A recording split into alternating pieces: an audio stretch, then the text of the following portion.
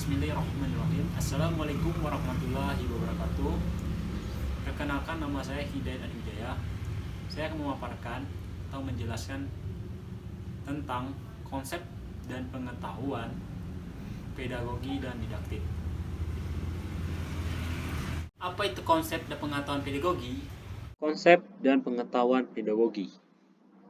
Sebelum kita melanjutkan, setiap orang pernah mendengar tentang arti dari pendidikan dan setiap orang dari kecil tentu pernah mengalami pendidikan atau guru yang telah melaksanakan pendidikan.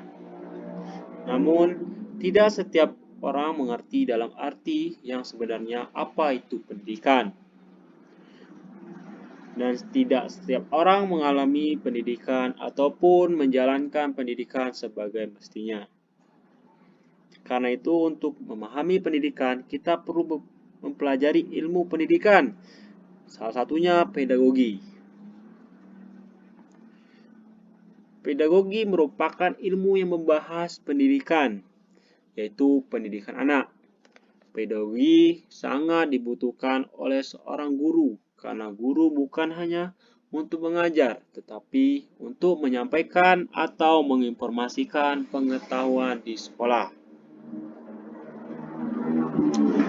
Melainkan memberikan tugas untuk mengembangkan kepribadian anak didiknya secara terpadu. Guru juga harus mengembangkan mental anak didiknya dan keterampilan sehingga ia mampu menghadapi permasalahannya, seperti menghadapi masalah tentang sama-sama teman, siswa terhadap guru, dan sebagainya. Pendapat para ahli. Saya ambil beberapa pendapat para ahli, salah satunya menurut Sadullah 2008 halaman 2 menyatakan bahwa pedagogi adalah ilmu yang mempelajari masalah membimbing anak ke arah tujuan tertentu agar mampu mandiri untuk menyelesaikan masalah dalam hidupnya. Nah, sedangkan menurut Langevel dalam Saripudin Kurniasi 2008 halaman 8, pendidikan dalam arti yang hakiki ialah proses pemberian bimbingan dan bantuan rohani kepada orang yang belum dewasa, dan mendidik adalah tindakan dengan sengaja untuk mencapai tujuan pendidikan.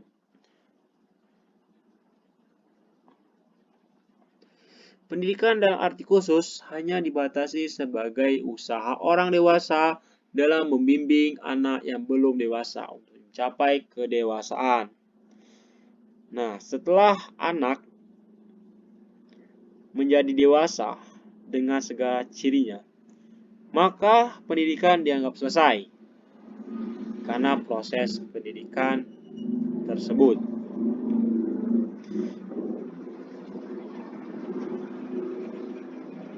Pendidikan dalam arti khusus ini menggambarkan upaya pendidikan yang terpusat dalam lingkungan keluarga, dalam arti tanggung jawab keluarga. Berdasarkan uraian tadi, bahwa yang menjadi objek kajian pedagogik yaitu pergaulan pendidikan antara orang dewasa dengan anak yang belum dewasa. Konsep pedagogi ini merupakan suatu pendidikan anak yang didapatkan dari seorang guru untuk mengembangkan kepribadian anak tersebut, anak didiknya, agar dapat melatih dan mengembangkan mental anak didik juga keterampilannya, sehingga seorang anak atau siswa tadi mampu untuk menghadapi permasalahannya ketika siswa dengan siswa atau siswa dengan guru, keterlibatan dalam kelas, mereka akan menyelesaikan masalahnya dengan baik dan benar.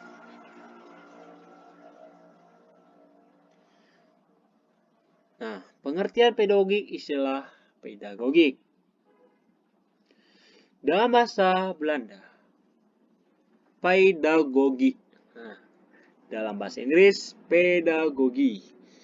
Berasal dari dua kata dalam bahasa Yunani kuno, yaitu paidos, yang berarti anak, dan agogos berarti mengantar, membimbing, atau memimpin.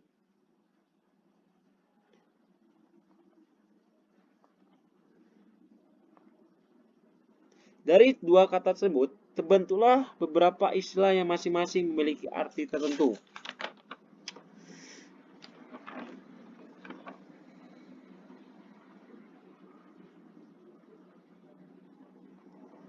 Nah, menurut pendapat para ahli, saya ambil beberapa. Menurut pendapat para ahli, salah satunya menurut Saduloh 2014. Halaman 1. Tentang pengertian pedagogi sebagai berikut. Pedagogi adalah ilmu yang membahas pendidikan anak. Pedagogi merupakan teori pendidikan anak.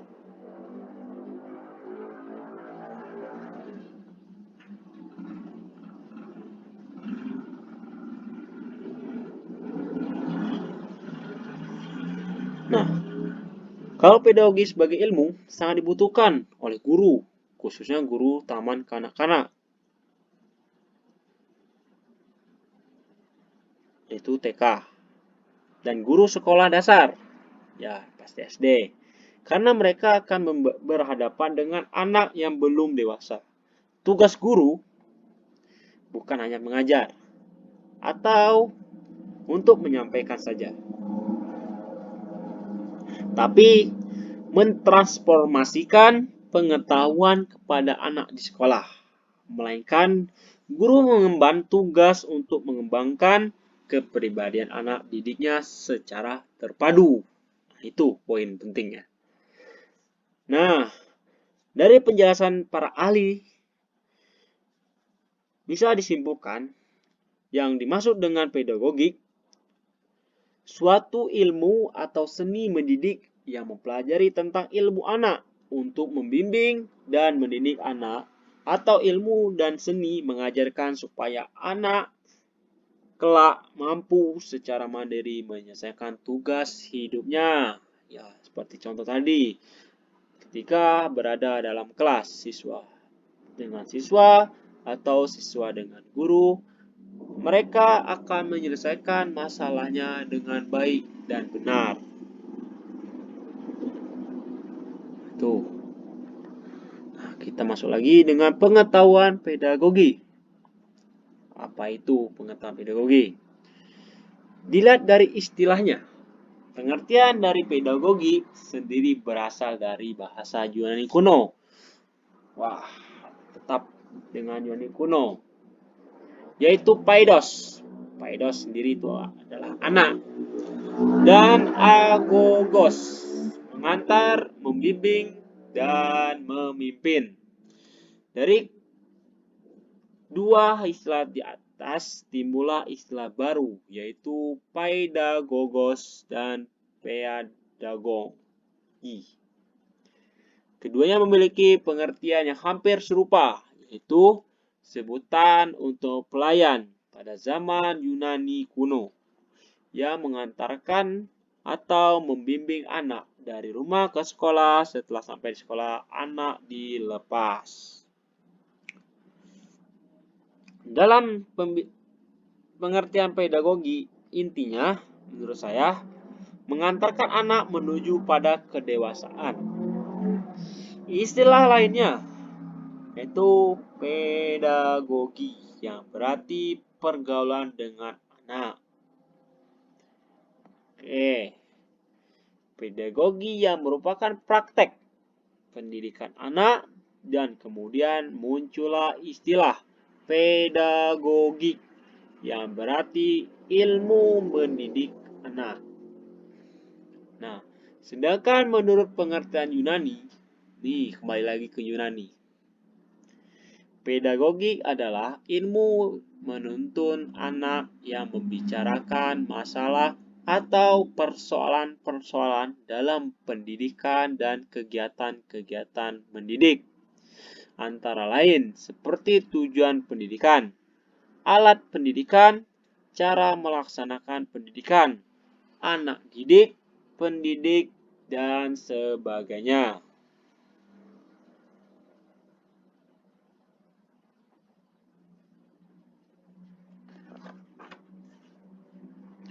Oleh sebab itu, pedagogik dipandang sebagai suatu proses atau aktivitas yang bertujuan agar tingkah laku manusia mengalami perubahan.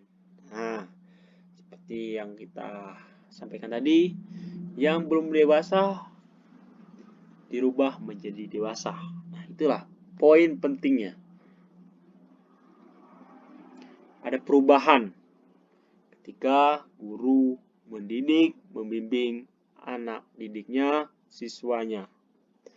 Nah, pedagogik secara jelas memiliki kegunaan diantaranya bagi pendidik untuk memahami fenomena pendidikan secara sistematis. Nah, ingat, poin pentingnya secara sistematis.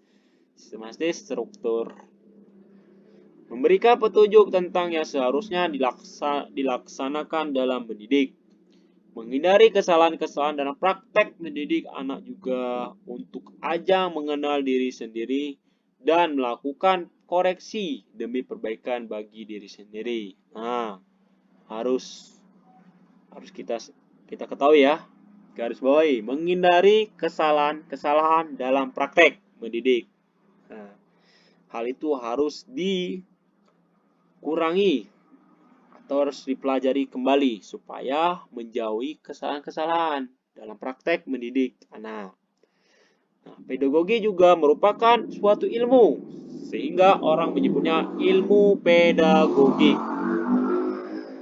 Ilmu pedagogik, ilmu yang membicarakan masalah atau persoalan-persoalan dalam pendidikan dan kegiatan mendidik, antaranya seperti tujuan pendidikan, alat pendidikan, cara melaksanakan pendidikan, anak didik, pendidik, dan sebagainya. Nah, itu semua harus sistematis.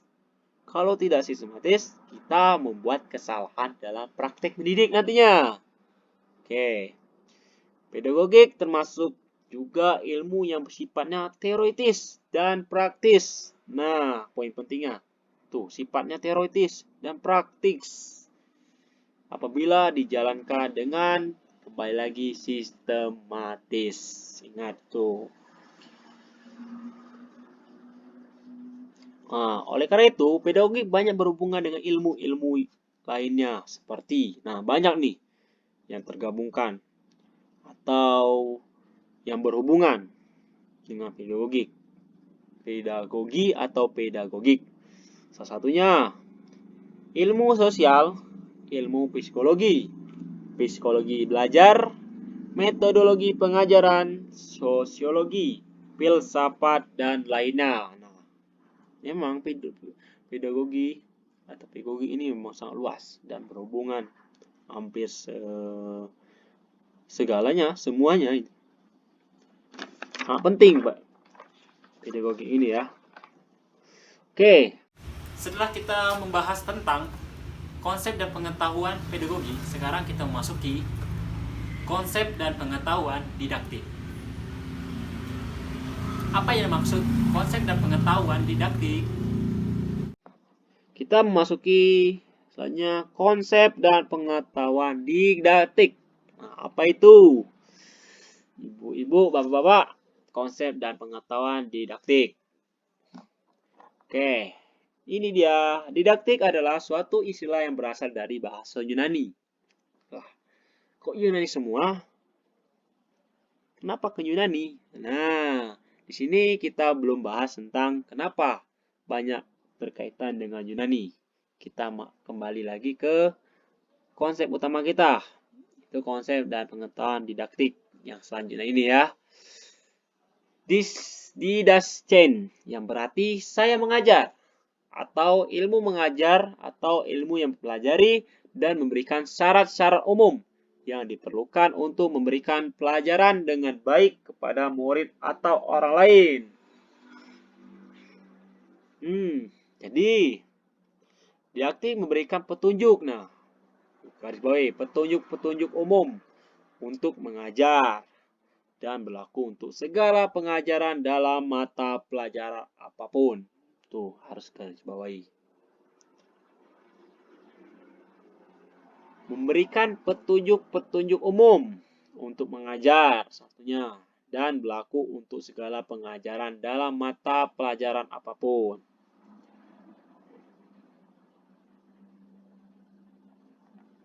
Nah, didaktik adalah ilmu mengajar yang membuat orang menjadi belajar. Itu poin penting lagi. Didaktik adalah ilmu mengajar yang membuat orang menjadi belajar. Nah, mengajar membuat si siswa tadi menjadi belajar. Didaktik adalah ilmu tentang masalah, mengajar, dan belajar secara ampuh dan berdaya guna. Didaktik tidak sama dengan pedagogik ya.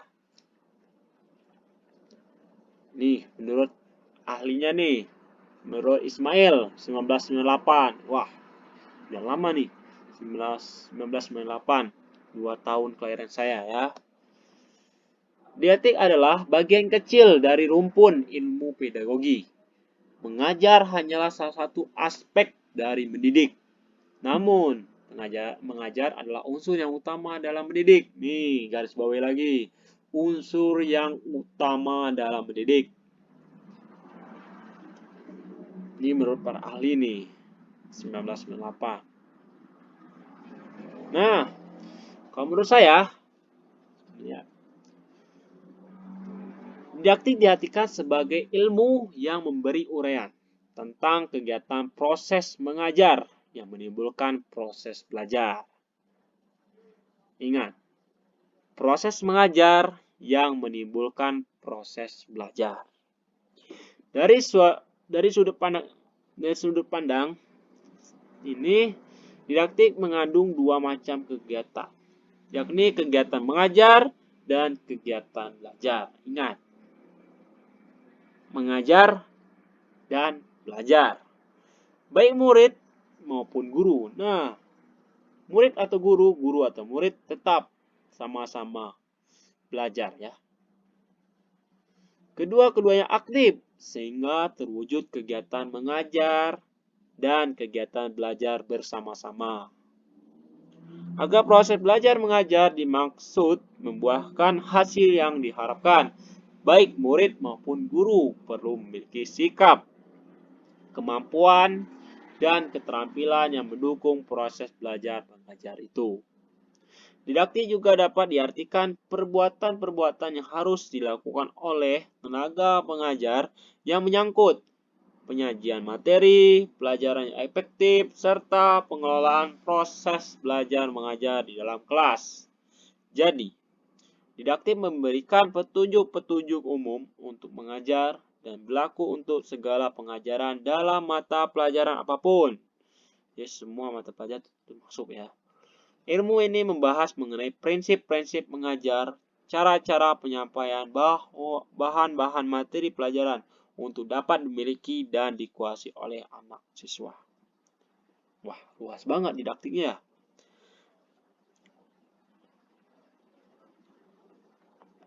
Nah, dari pengertian-pengertian itulah dapat disimpulkan bahwa didaktik memiliki hubungan yang erat dengan apa? Ayo, siapa bisa jawab? Yang pertama, guru adalah sebagai sumbernya. Murid adalah sebagai penerimanya. Tujuan apa yang akan dicapai dalam proses pembelajaran tersebut? Dasar landasan dari pembelajaran. Sarana atau alat berupa meja, kursi, dan lain-lain. Bahan atau materi yang akan disampaikan kepada anak didik. Metode apa untuk penyampaian materi? evaluasi untuk mengukur keberhasilan siswa. Toh, 8. Dari pengertian itu dapat disimpulkan bahwa didaktik memiliki hubungan yang erat ya dengan 8 kategori ini. Di antara hal tersebut, sedikitnya ada 3 faktor yang menjadi fokus pembahas dalam didaktik. Ini ada 3 faktor yang lebih fokus membahas dalam didaktik. Hal ini sesuai dengan dikemukakan oleh D.H. Quenjoy dan A. Ghazali bahwa yang menjadi peranan utama pembahas didaktik adalah apa aja toh? Tujuan pengajaran. Wah, tujuan pengajaran ini tujuan pendidikan dan pengajaran itu sebenarnya berjenjang, bertingkat menurut rumus secara formal ada berapa sedang tujuan pendidikan. Tujuan pendidikan nasional, tujuan institusional, tujuan kurikuler, dan tujuan institusional. Itu tujuan pengajaran. Kedua, bahan atau materi pengajaran. Bahan ajar sebuah persoalan pokok yang tidak bisa dikesimbangkan dalam satu kesatuan pembahasan yang utuh tentang cara pembuatan bahan ajar. Ya, tetap lagi sistematis. Jadi bahan atau materi pengajaran harus sistematis. Metode pengajaran atau teknik yang dipakai untuk menyampaikan materi. Nih, paling penting nih. Metode pengajaran atau teknik yang dipakai untuk menyampaikan materi. Adapun macam-macam metode pengajaran yaitu metode ceramah, metode tanya jawab antara siswa dengan guru dan siswa, metode diskusi, metode pemberian tugas belajar, metode demonstrasi dan eksperimen, metode sosiodrama dan bermain peran, metode karya wisata, metode tes, metode real, metode infiltrasi, metode gotong royong, metode survei, metode wawancara, metode problem solving, metode proyek, metode dikte. Nah, untuk metode pengajaran sangat banyak ya. Banyak juga tekniknya yang dipakai untuk penyampaian materi. Oke.